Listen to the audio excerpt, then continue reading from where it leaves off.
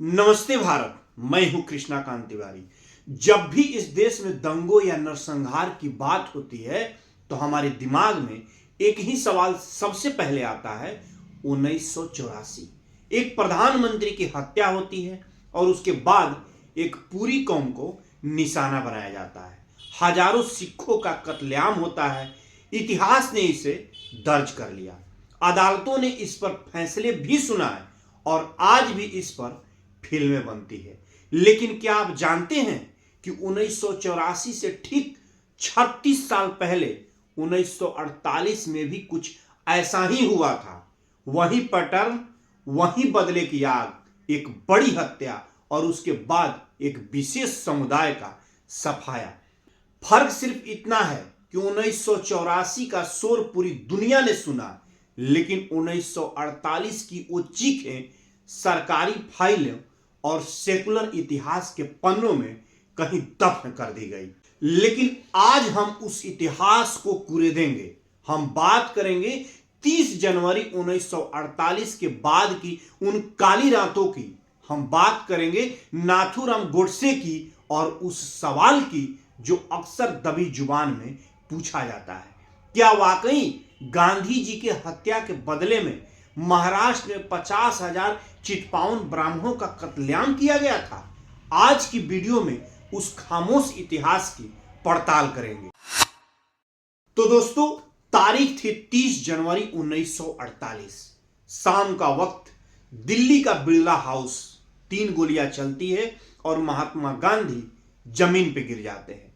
मारने वाला कोई विदेशी नहीं था, कोई बाहरी दुश्मन भी नहीं था।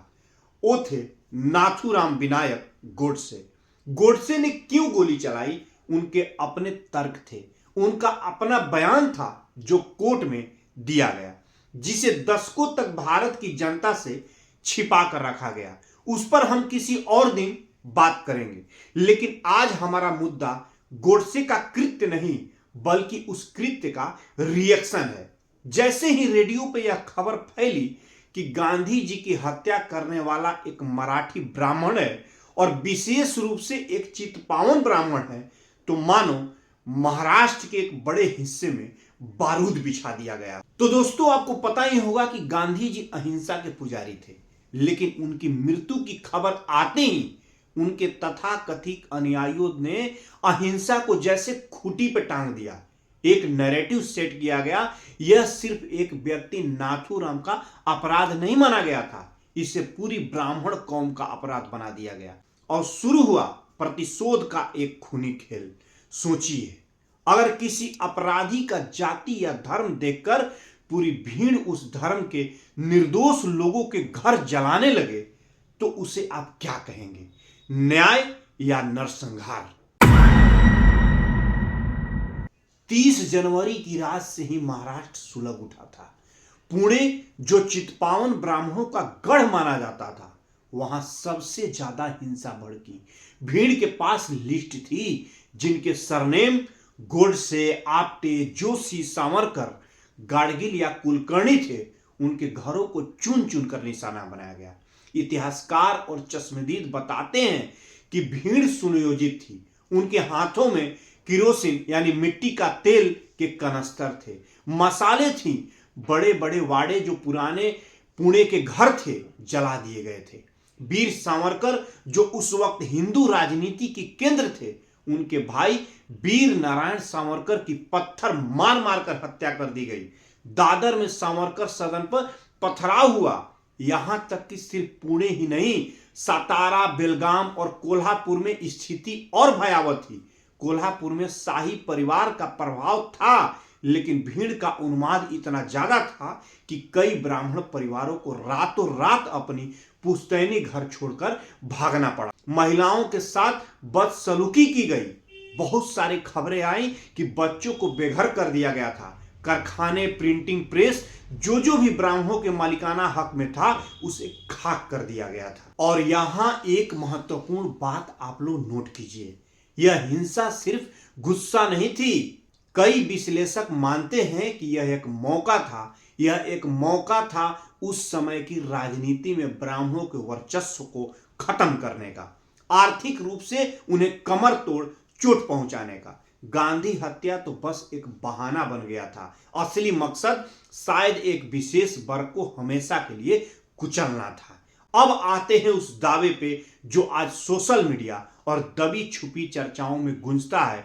दावा किया जाता है कि उन कुछ दिनों में करीब 50,000 चितपावन ब्राह्मणों का कत्लेआम हुआ था। यह आंकड़ा सुनते ही आपके रोंगटे खड़े हो जाएंगे, लेकिन यहां हम थोड़ा रुक कर विश्लेषण करना होगा।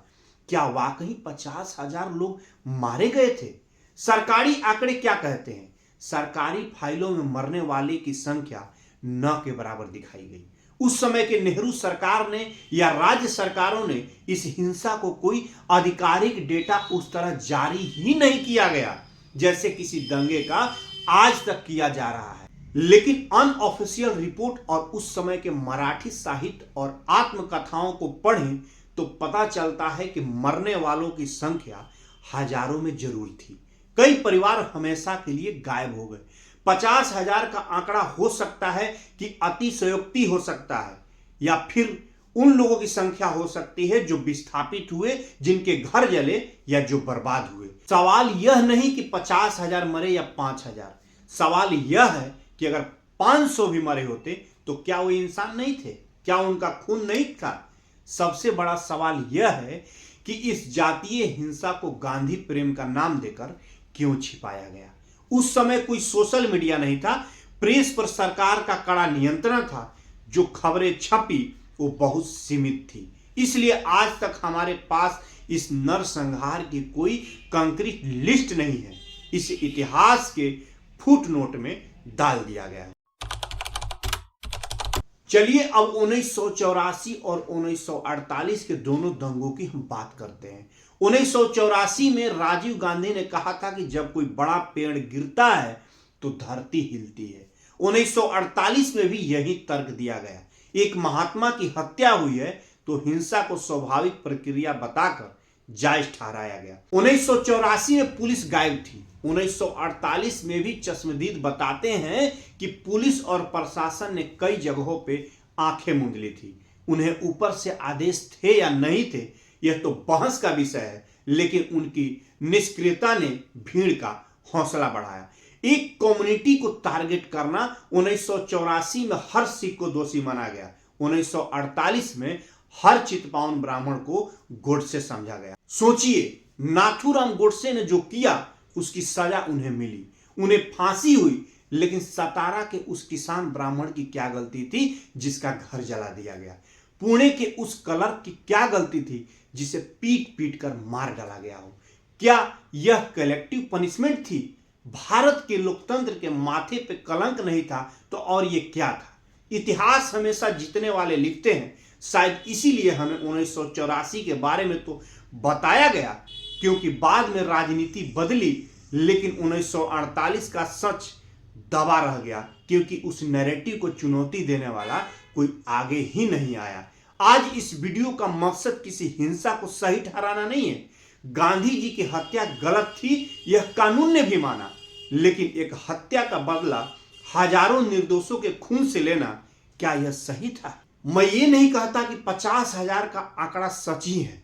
यह सच हो भी सकता है, नहीं भी हो सकता है। यह एक शोध का विषय है। लेकिन जो सच है वह यह कि हजारों घर जले थे, हजारों लोग बेघर हुए थे, और एक पूरी पीढ़ी ने खौफ के साए में जीने की आदत डाल ली थी। उस दर्द को आज तक किसी ने मरहम नहीं लगाया।